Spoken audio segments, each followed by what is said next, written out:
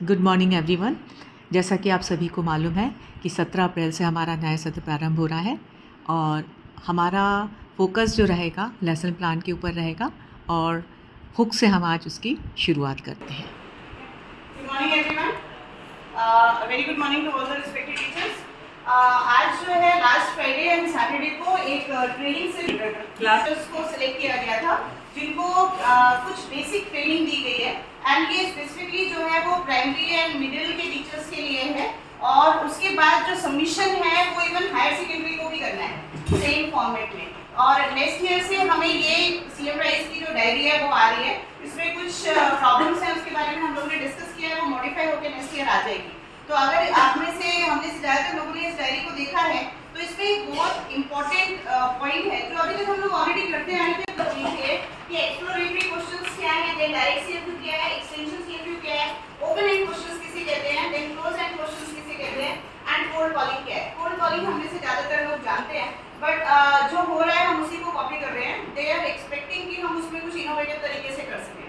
तो हम स्टार्ट करते हैं। सपोज अगर एक्चुअली क्या होता है कि it's not something new to us, ऐसा नहीं है कि हम पहली बार है जिसके बारे में डिस्कशन कर रहे हैं, हमें से कई लोगों को बहुत सालों का एक्सपीरियंस है और वो चीज़ें हम करते ही आ रहे हैं क्लास में, लेकिन हमें पता नहीं होता कि इसको ही ये कहते हैं।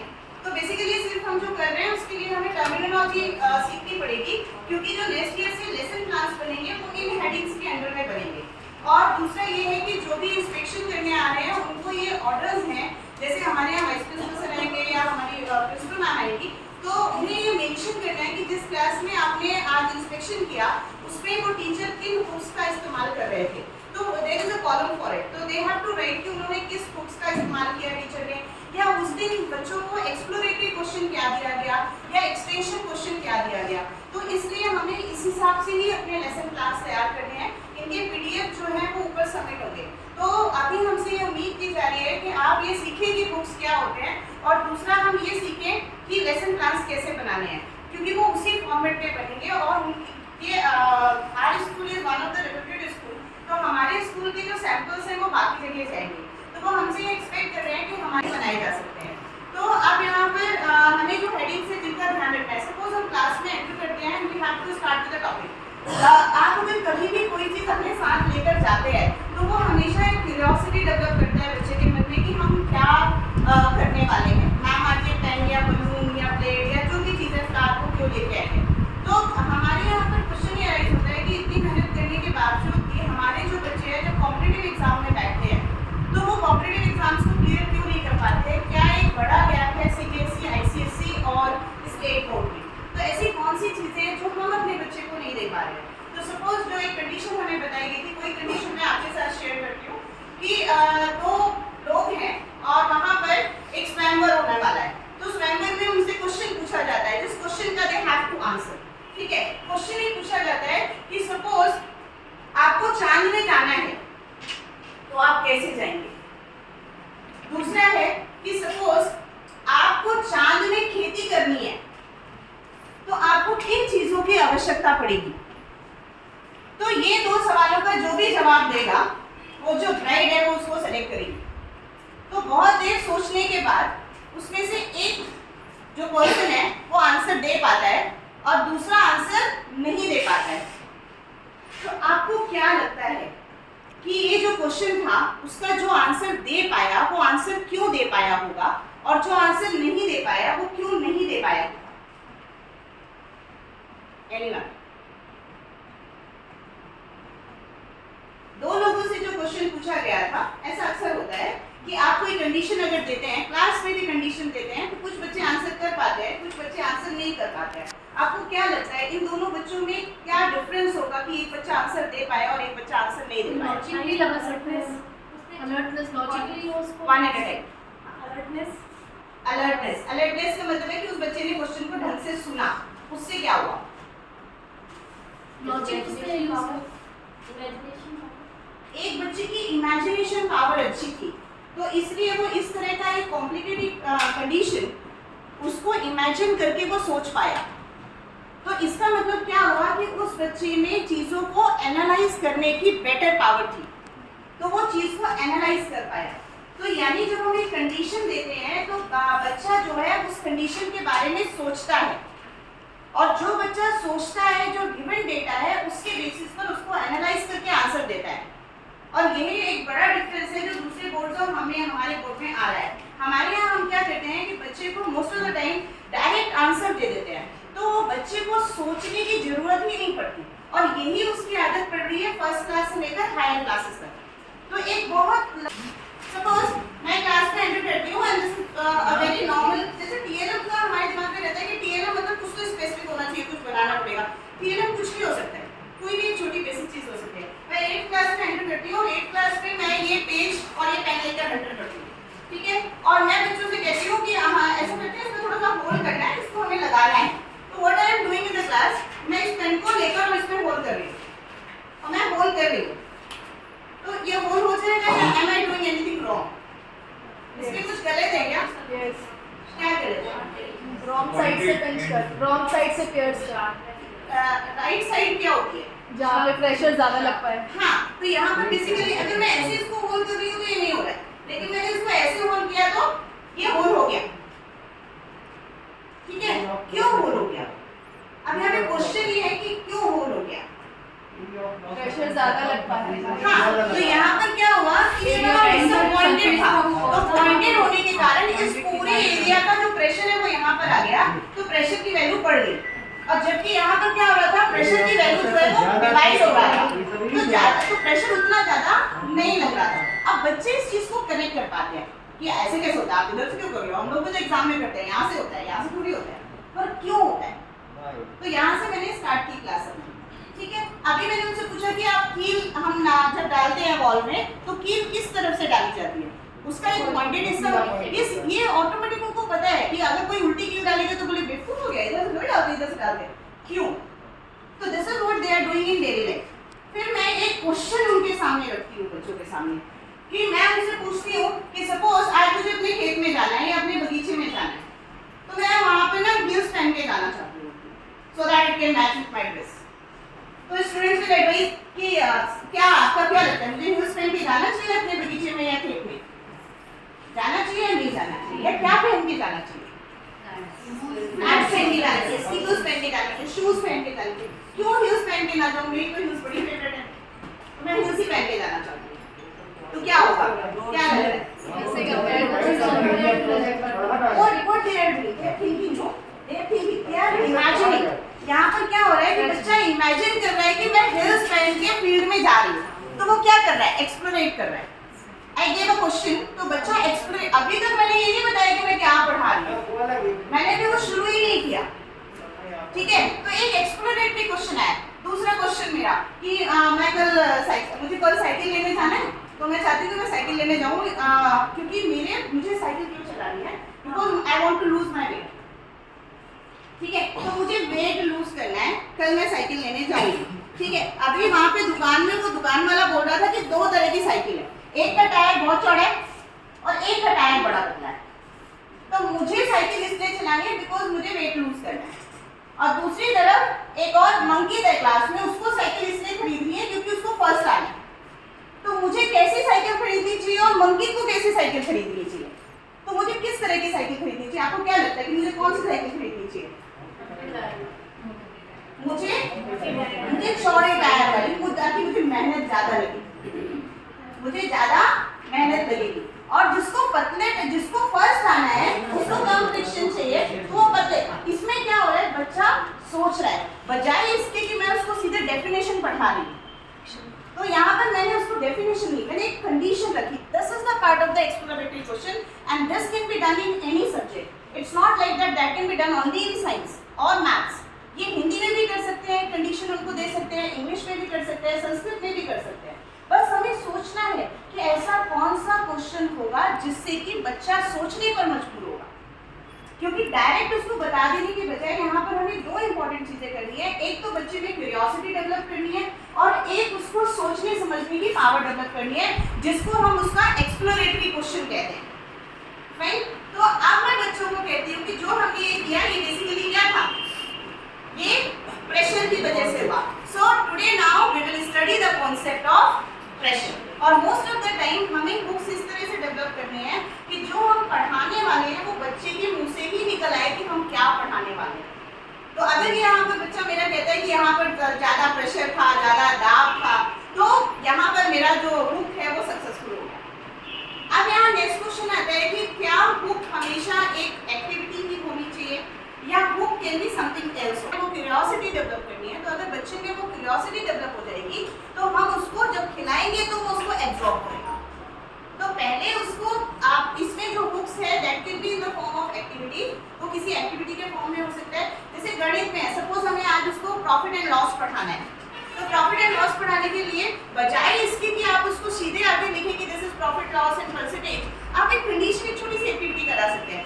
एक्टिविटी टाइम कंज्यूमिंग होती है, तो इट इज नॉट पॉसिबल कि आप हर टॉपिक के लिए एक एक्टिविटी कराएं, लेकिन आप वीक में एक छोटी एक्टिविटी करा सकते हैं बच्चों को। तो आप कुछ उनको आर्टिफिशियल मनी दे दें, कुछ क्लिक करके 2 रुपए 3 रुपए, एक कंडीशन क्रिएट कर दें कि एक मार्केट है, ठीक है, और इस मार्केट में अब आपको इतने का लेन देन करना है, तो अब आप बताओ तुम्हारे पास कितना फायदा हुआ, तो इनमें से अच्छा बिजनेसमैन कौन है, किसको कितना प्रॉफिट हुआ। एक छोटी एक्टिविटी की जा सकती है, ठीक है। तो इसी तरह से मैथ्स में, इंग्लिश में, ईवीएस में सभी में किया जा सकता है। तो यहाँ पर जो पॉइंट अभी हमें नोट करना है वो ये है कि जो हुक है that can be an activity, that can be a story, एक छोटी स्टोरी भी हो सकता है जहाँ से हमें इनिशिएट करना है, और बुक्स जो है वो कुछ क्वेश्चंस भी हो सकते हैं।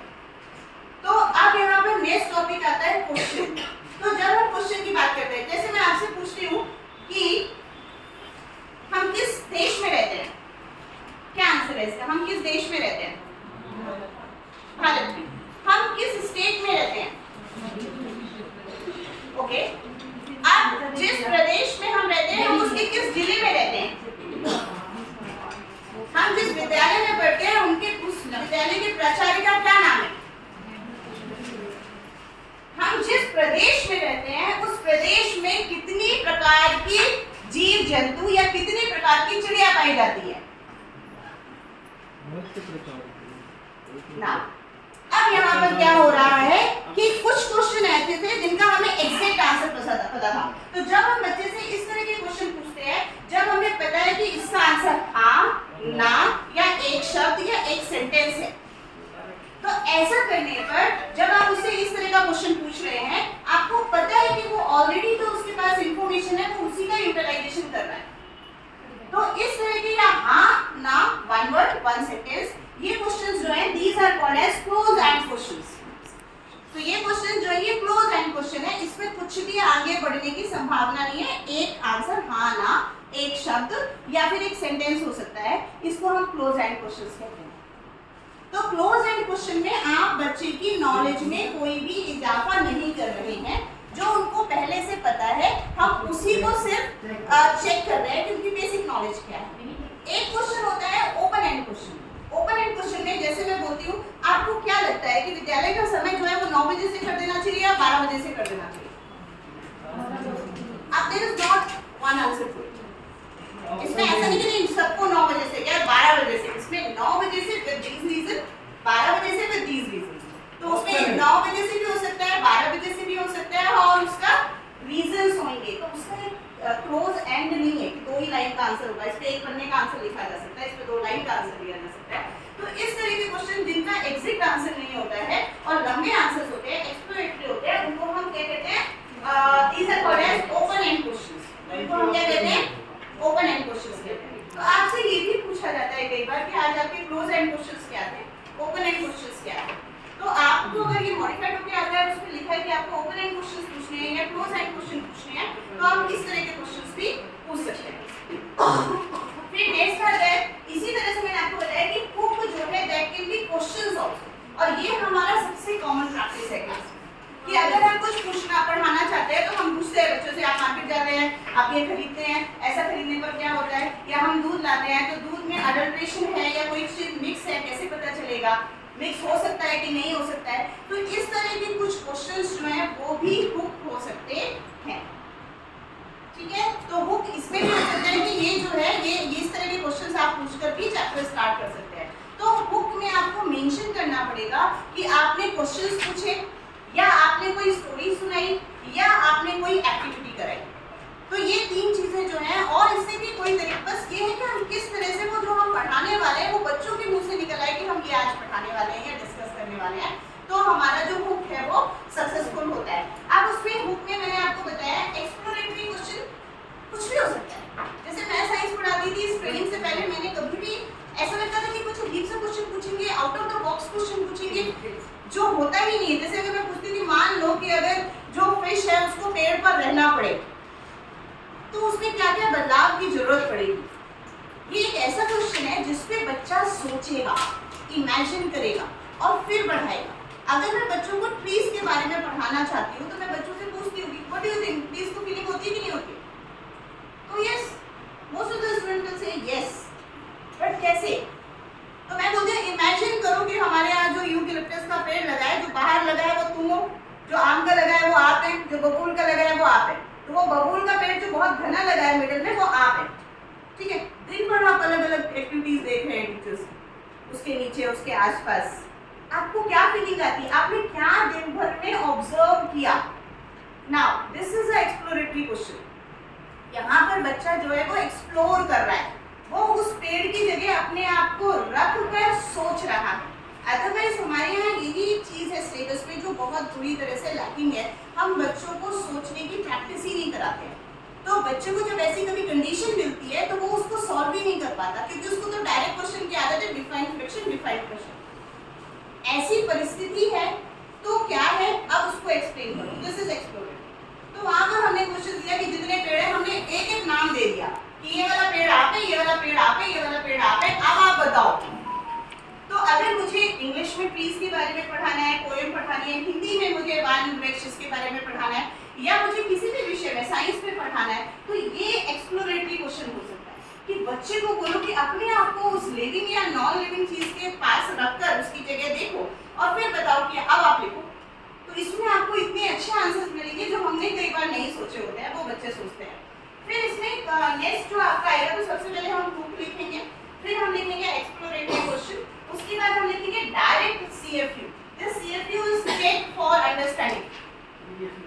CFU is check for understanding, and ये डायरेक्ट क्वेश्चन है जो हमारी एनसीईआरटी में या किताब में दिए हुए हैं।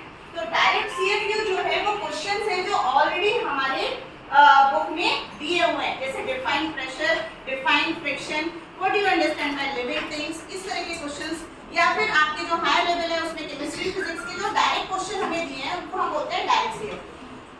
तो जब आप उस टॉपिक को तैयार करेंगे तो उसमें डायरेक्ट सीएफयू भी होंगे। उसके बाद आता है एक्सटेंशन सीएफयू। यहाँ पर जो आपने उसको ज्ञान दिया है उस ज्ञान का इस्तेमाल उसकी प्रैक्टिकल लाइफ में या और कैसे हो सकता है। जैसे मैंने एक कंडीशन अभी आपको दी थी कि मुझे साइकिल खरीदनी है, मैंने उसको फ्रिक्शन का कॉन्सेप्ट समझा दिया, और फ्रिक्शन का कॉन्सेप्ट समझाने के बाद मैं उसको क्वेश्चन देती हूँ डिफाइन फ्रिक्शन, घर्षण क्या होता है, और घर्षण के बाद मैंने दिया कि मुझे वेट कम करना है, तो मुझे कल साइकिल खरीदने जाना है, तो मैं मोटे टायर वाली साइकिल खरीदूंगी या पतले टायर वाली साइकिल खरीदूंगी। ये एक कंडीशन है, ये एक परिस्थिति है जो सीएफयू मैंने दिया था, उसी में मैंने क्या किया, एक्सटेंशन किया। ठीक है, गॉट इट।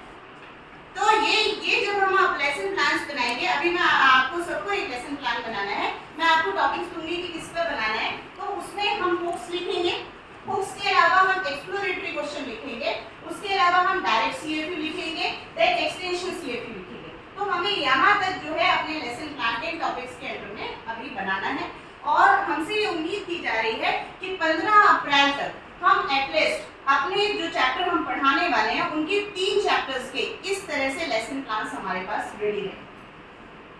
तो ये जो है 3 चैप्टर्स, मतलब अभी जैसे हम जरूरी नहीं है कि पूरे टॉपिक को जो 6 पन्ने का चैप्टर है, 7 पन्ने का चैप्टर है, उसको पढ़ाने के लिए सिंगल बुक का इस्तेमाल करें।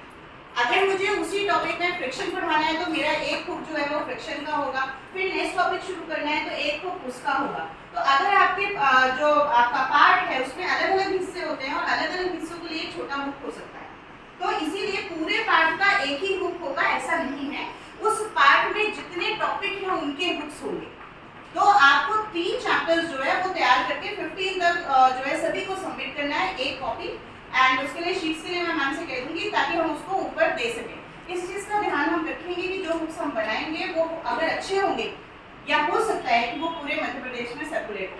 तो उतना स्टैंडर्ड जो है वो हमें ध्यान रखना है। भाषा की कोई प्रॉब्लम नहीं है, आपको मैंने फिर मेंशन कर रही हूँ कि जो भी सब्जेक्ट हमारे बाइलिंगुअल है उसमें आप किसी भी भाषा में उसको बना सकते हैं। जो वो दोनों लैंग्वेजेस में बनाते हैं तो it will be a great help to all the teachers. तो ये हमें करना है। तो ये एक्टिविटी जो है वो हम करेंगे। अगर किसी को कोई कंफ्यूजन है तो now you can ask the questions. Yes, 3 different chapters से कोई भी एक टॉपिक उठाना है या फिर 3 चैप्टर्स में कंप्लीट बुक्स करने हैं। कंप्लीट उठाना है, इसमें भी more than It should be more than one because a single book cannot complete all the chapters. और कोई क्वेश्चन ना? और आज हमें सिर्फ एक, अभी क्योंकि मैंने बोला था 12:30 तक ये मीटिंग रहेगी, अभी हमारे पास 20 मिनट है, हम 20 मिनट और डिस्कशन कर सकते हैं। मैं प्रेफर करूंगी कि आप लोग सब्जेक्ट वाइज बैठे। यहाँ पर एक और चीज उन्होंने बुक्स में बताई है कि हम जब बच्चे को पढ़ाने जाते हैं तो हम सिर्फ अपने विषय पर कंसंट्रेट करते हैं, जबकि हमको पता है कि बच्चा विज्ञान और सोशल के अलावा गणित भी पढ़ रहा है, संस्कृत भी पढ़ रहा है, हिंदी भी पढ़ रहा है। तो अगर आपको पता है कि बच्चा 6वीं 7वीं में ये चीज पढ़कर आ चुका है तो आप उसका इस्तेमाल करते हुए भी एक बुक बना सकते हैं। दूसरा, हमें यहाँ पर ये भी ध्यान रखना है कि जरूरी नहीं है कि आप विज्ञान पढ़ा रहे हैं तो बुक में गणित का इस्तेमाल ना हो। तो उसको सबसे अच्छा रिजल्ट तभी आता है जब आप किसी डिफरेंट टीचर्स जो डिफरेंट सब्जेक्ट है उससे डिस्कशन करते हैं और आप अपने बुक को मॉडिफाई करते हैं। बुक्स को मॉडिफाई करने का या बेस्ट बुक लाने का सबसे अच्छा तरीका ये है कि जितना आप डिस्कशन करेंगे उतना बेस्ट आ सकता है। आप उसके लिए definitely you can take the help of Google also. अभी भी आप चाहे तो ले सकते हैं हेल्प, और उससे बेटर होगा कि गूगल से ज़्यादा बेटर हमारे बच्चों को हम जानते हैं। तो जो हमारे अंदर से निकलेगा वो बेस्ट होगा मेरे बच्चों के लिए। तो बार बार हम इस बात को हर जगह मेंशन करते हैं कि पूरे मध्य प्रदेश में समस्याएं एक जैसी हो सकती हैं लेकिन समाधान एक जैसे नहीं है। जो बच्चा रूरल में पढ़ता है उसके लिए डिफरेंट बुक्स होंगे, जो बच्चा एक्सेलेंस में पढ़ता है उसके लिए अलग होंगे, जो हमारे यहाँ पढ़ रहा है एक डिफरेंट कंडीशन है। तो इसीलिए बच्चे किस परिवेश से आ रहे हैं अगर हमें वो बताए तो हम उनको वहाँ से जोड़ पाएंगे कहानियों में। अदरवाइज मेरा बच्चा कनेक्ट ही नहीं हो पा रहा है बुक से तो फिर उसका कोई इंपॉर्टेंस नहीं रह जाता। इन सब चीज़ों का एक मोटिव यही है कि बच्चों की जो स्ट्रेंथ है वो बढ़ सके, बच्चे का सब्जेक्ट में जो इंटरेस्ट है वो डेवलप हो सके। तो वो हमें करना है। तो ये अभी उनका मानना है कि अच्छा टाइम है अगर आप इनिशियली 3 चैप्टर्स के बुक्स बना लेते हैं तो जब हम पढ़ाई हमारी शुरू होगी, क्योंकि अभी जो 17 से लग रहे हैं स्कूल उसमें ज़्यादातर उनका एम्फेसाइज जो है एक्टिविटीज़ पर है। तो उनका ये नहीं है कहना है कि आप फर्स्ट चैप्टर आओ 17 तारीख को चैप्टर नंबर 1 स्टार्ट करें। तो दे वांट कि अभी 8-10 दिन आप बच्चों से कनेक्ट होइए, उनको एक्टिविटीज़ कराइए, प्रैक्टिकल्स कराइए। PBL can also be done. PBL is project based learning. तो आप देखिए कौन से प्रोजेक्ट्स हैं जिससे बच्चों में लर्निंग एबिलिटी बढ़ सकती है। टर्मिनोलॉजीज की को बहुत इंपॉर्टेंस दी जा रही है। कोल्ड कॉलिंग के बारे में कई बार हर मीटिंग हमने अटेंड किया वहाँ पे बताया हुआ है। तो जैसे अभी मैंने इसको एक्सप्लेन किया जिस कॉन्सेप्ट को, तो कोई भी जिसने वाइट दुपट्टा लिया हुआ है क्या वो कोल्ड कॉलिंग क्या होती है मुझे बता सकता है? एनीवन?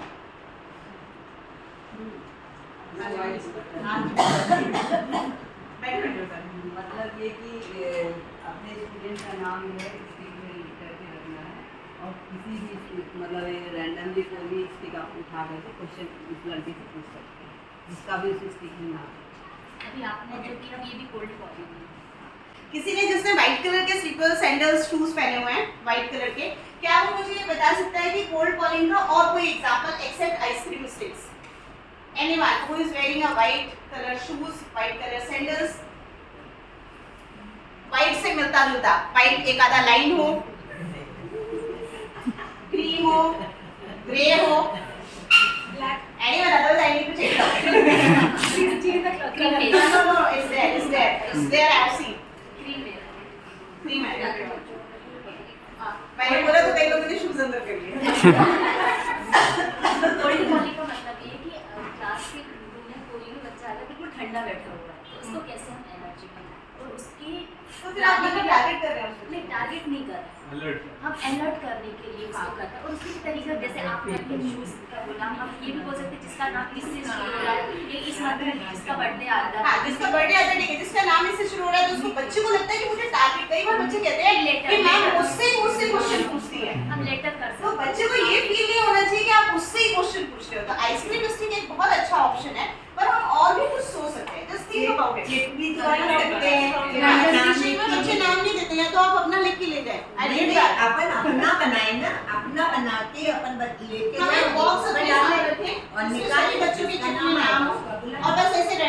मैं किसी को दे दूंगी लॉटरी स्टाइल। लॉटरी। तो एक चेट ऑप्शन है, एक आइसक्रीम स्टिक है और कुछ गोल्ड कॉलिंग के लिए।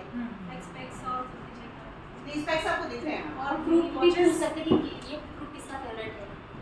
उसमें वो बता भी सकते, उसको आंसर नहीं पता तो करेगा मेरी फेवरेट नहीं है। किसी बच्चे को उठाकर बॉटल का फ्रेंड बोले क्लास में। नहीं, कोल्ड कॉलिंग नहीं हुई मैम। कोल्ड कॉलिंग का मतलब होता है कि आप रैंडमली किसी को बॉटल कलर बॉटल कलर, हाँ जैसे आप अगर बच्चे बॉटल पास में नहीं रखे हुए हैं तो बॉटल कलर और भी कुछ हो सकता है। अच्छा just think about ball. Okay we will take a pause. हम 2 मिनट का पॉज लेंगे। 2 मिनट आईज क्लोज करिए and just think about cold calling का अच्छा तरीका और क्या हो सकता है। Just close your eyes for 2 minutes, we will take a pause. मैं बोलूँगी जिसकी पेन में ढक्कन नहीं लगा। Close your eyes. Stop everything whatever you are doing. Keep your pens down. And just think for 2 minutes.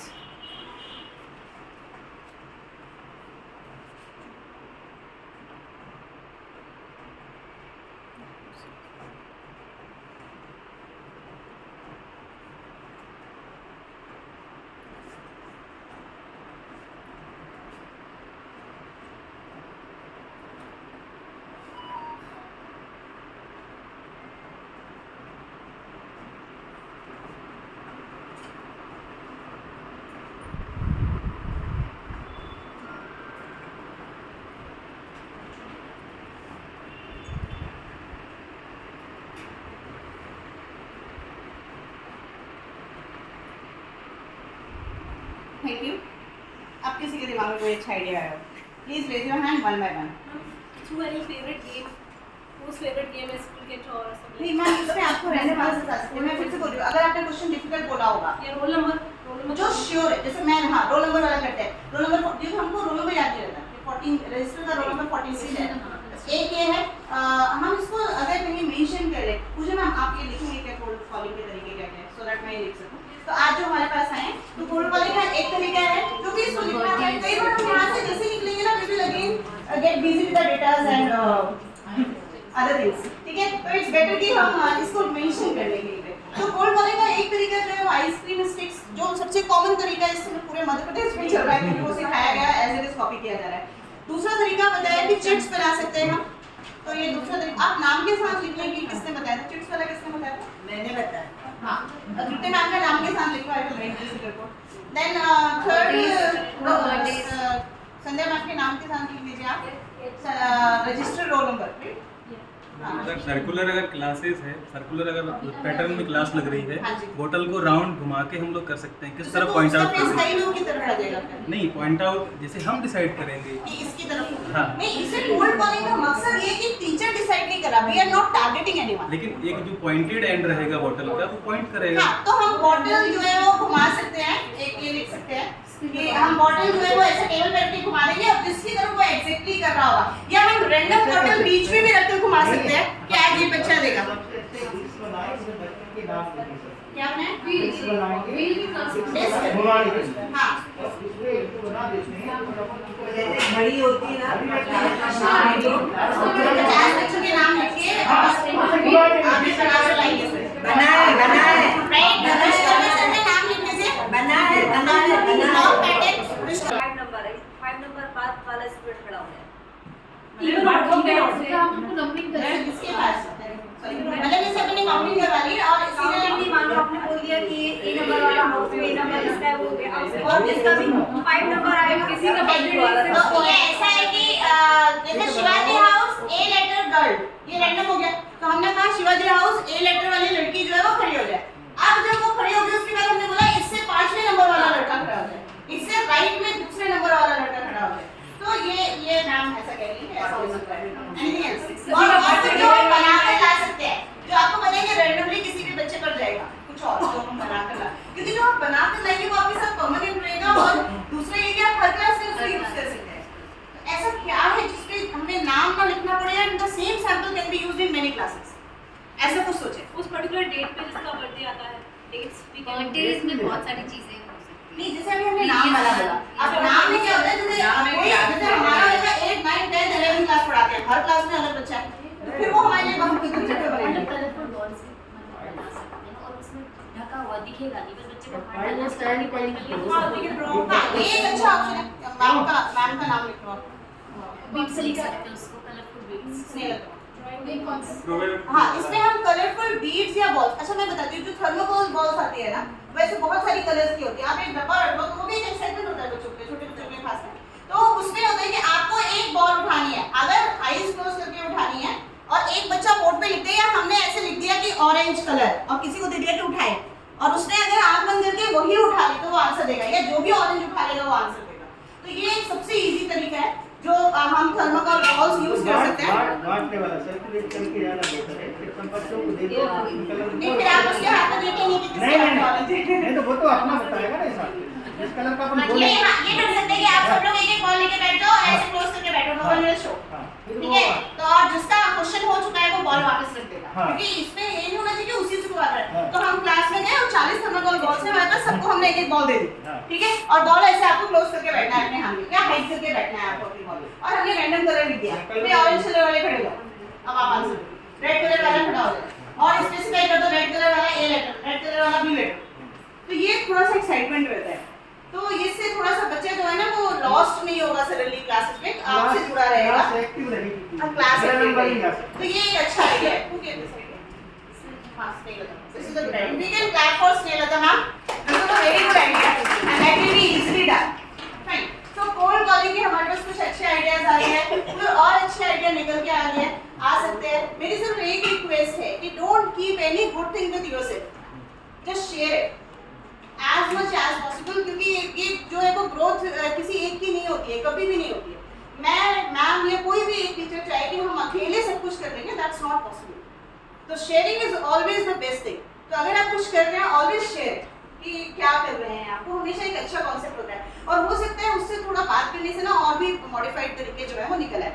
Fine, now it's 12 o'clock, मैं यहाँ पर बोर्ड पर एक फॉर्मेट बना रही हूँ। आप अपनी क्लास को खोलकर बुक जो है उसमें से एक बुक, बेटर होगा अगर आप फर्स्ट चैप्टर का बुक देते हैं तो फर्स्ट चैप्टर का एक बुक आपको प्रिपेयर करना है। उसके लिए मैं आपको शीट्स दे रही हूँ, उसी शीट पर प्रिपेयर करना है। तो उसका एक पैटर्न है कि किस पैटर्न में प्रिपेयर करना है, आप उस पैटर्न में प्रिपेयर कर लें। आप चाहें तो अपनी रफ बना सकते हैं, पर शाम तक मुझे एक फाइनल फेयर कॉपी चाहिए which I need to submit. तो आपके सभी बुक्स का क्लास वाइज एक PDF बनेगा जो मैं सबमिट करूँगी। तो अगर आप चाहें कि आपको और बेटर लिखना है, आप यहाँ नहीं लिख पाए हैं तो आप मुझे शाम तक दे सकते हैं, पर बुक आपको अभी ही बनाना है। तो you have got like half an hour, अभी 12 बजे में 5 मिनट बचे, आपके पास आधा घंटा है। आधा घंटे में वो बुक आप सबमिट कर दें। कुछ एक दो बुक जो है सब्जेक्ट वाइज हम चाहेंगे कि आप विजिट हो जाए तो वो अच्छा रहेगा, तो हमारा दिमाग जो है उस डायरेक्शन में वर्क करने लगेगा। एक और चीज़ मैं प्रेफर करूँगी कि आप सब्जेक्ट वाइज बैठ जाए, तो आप जो है वो थोड़ा सा डिस्कस कर पाएंगे। तो सोशल साइंस, और ऐसा नहीं कि मैथ्स प्राइमरी अलग, मैथ्स की मैथ्स माने maths and science can be physics chemistry bio. तो उसको इस तरह से आप बैठकर एक बुक जो है वो डेवलप कर सकते हैं, वो आपके लिए अच्छा रहेगा। और अगर आपको शीट्स यहाँ पर सब कॉन्सेप्ट रहेगा। सब कॉन्सेप्ट का मतलब होता है कि आप उस चैप्टर का कौन सा टॉपिक ले रहे हैं। अगर एक पोएम है तो वो तो पूरा चैप्टर ही सब कॉन्सेप्ट में आ जाएगा। गणित वगैरह में एक टॉपिक हो सकता है, सोशल में एक टॉपिक हो सकता है ना? तो सब कॉन्सेप्ट क्या है। देन यहाँ पर आपके आएंगे क्वेश्चंस, एक्टिविटीज फॉर बुक, यानी कि यहाँ पर मेन आपका आएगा कि आपका बुक क्या है। तो वो बुक आपको इस पूरी में लिखना है। जो एक्टिविटी हो सकती है उसको इस तरह से लिखना है कि कोई अननोन पर्सन के हाथ में वो जाए तो पढ़कर समझ में आ जाएगी क्या करना है। तो अगर हम एक एक्टिविटी करा रहे हैं तो लिखिए कि रमेश, मंकित, मोनू जो भी है वो ये करेगा, वो ये करेगा, वो ये करेगा। हाँ मतलब इवन मैं ये नहीं समझा पा रही थी कि ऐसे चक्री घूमना है, वो चक्री के लिए इंग्लिश वर्ड नहीं कर रहा था मुझे, तो मैंने डायग्राम बनाया कि स्टूडेंट जो है ऐसे खेलेंगे, तो मैंने पिक्चर बनाई वो ऐसे खेलेंगे। तो मतलब आपका मोटिव इसका ये है कि सामने वाले को समझ में आए आप क्या, क्योंकि अगर वो जाएगा एज इट इज किसी के पास तो उसको समझ में आना चाहिए ना। यहाँ पे आपके क्वेश्चंस रहेंगे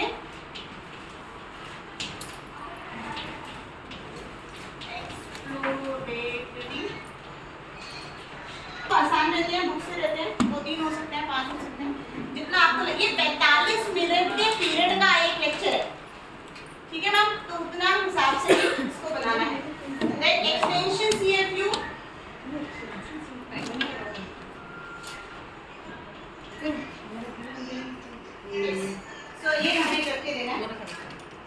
It's 12 o'clock exactly. At 12:20 अगर प्रिपेयर हो जाएगा तो हम एक दो प्रेजेंटेशन ले पाएंगे यहाँ। आपको किस तरह से लिखिए कि अगर आप यहाँ पे दूसरे के सामने प्रेजेंट करते हैं, ठीक है? इसको हम कैसे represent वो हम सेपरेट करके दिखा सकते हैं। आप करके अलग करके अब ऐसे होगा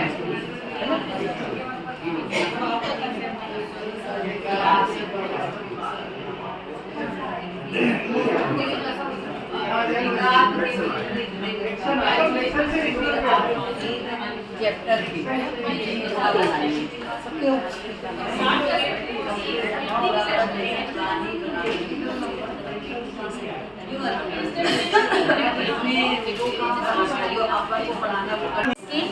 चॉकलेट, नमकीन, खुरमे इत्यादि। और बच्चों को हम आमंत्रित करेंगे कि खाने की चीज़ों को वो चखें और चखने के बाद बताएं कि इन खाने की वस्तुओं में कौन कौन सा पदार्थ इस्तेमाल हुआ है। और इसके बाद उन चीज़ों का वो वर्गीकरण करके बताएंगे कि इन वस्तु को हम किन स्वाद के आधार पर किन वर्गों में बांट सकते हैं। तो आप बताइए, मैंने आपको नमकीन सेव चखाया है, चिप्स, बिस्किट, सोचिए चॉकलेट और नमकीन। तो आप वर्गीकरण करिए कि इसमें कौन कौन से स्वाद हैं। आधारभूत स्वाद कौन सा है? नमक और मीठा। बिल्कुल सही। आपने जो दोनों घटक पहचाने बिल्कुल सही है, नमक और शक्कर या मीठा। अब थोड़ा सोचिए, अगर इसमें से हम नमक हटा दें नमकीन में से और मीठा हटा दें मिठाई में से, तो ये कैसे लगेंगे? एकदम बेस्वाद हो जाएंगे। और खा लो, मजा आएगा। नहीं good morning all of you. कुछ मेरे पास है, क्या है? ठीक है, चलिए एक छोटी सी एक्टिविटी करते हैं। तो निखिल सर। हाँ सर। निखिल सर नहीं, निखिल। आप क्या हमें काउंट करके बता सकते हैं कितने स्टूडेंट प्रेजेंट हैं? Please count loudly.